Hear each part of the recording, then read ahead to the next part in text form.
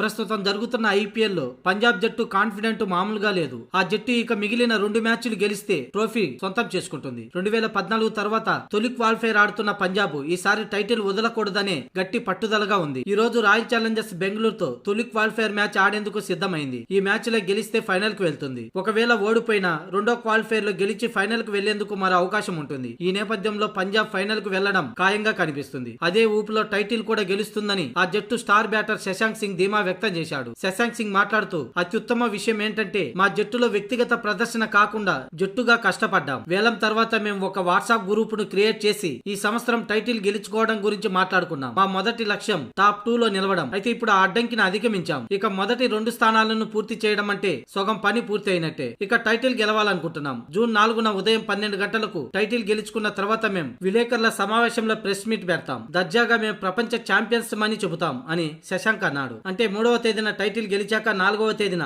ఈ press meet ఉంటుందని శశాంక్ అన్నాడు. కాగా మన సోమవారం ముంబై ఇండియన్స్ పై పంజాబ్ కింగ్స్ విజయం సాధించిన తర్వాత తొలి క్వాలిఫైర్ లో పంజాబ్ చోటు సంపాదించింది. ఈ సీజన్ కు ముందు పంజాబ్ కింగ్స్ కనీసం ప్లే ఆఫ్స్ కు అర్హత సాధిస్తుందని ఎవరు ఊహించలేదు. కానీ శశాంక్ మాత్రం తన జట్టును నమ్మాడు. ప్లే ఆఫ్స్ కాదు ఏకంగా టాప్ 2 లో ఉంటుందని అంచనా వేశాడు. అతని అంచనా నిజమైంది. ఇక టోర్నీలో 14 మ్యాచ్ల్లో 19 పాయింట్లతో పంజాబ్ టేబుల్ టాపర్ గా గ్రూప్ స్టేజ్ ముగించింది. ఇక ఈ రోజు సాయంత్రం 7:30 తమ సొంత గ్రౌండ్ లో ఆర్సీబీతో తొలి క్వాలిఫైర్ లో తలపడనుంది. ఈ మ్యాచ్ గెలిస్తే నేరుగా ఫైనల్ చేరుతుంది. ఒకవేళ ఓడినా రెండో క్వాలిఫైర్ లో గెలిచి ఫైనల్ చేరే అవకాశం ఉంటుంది.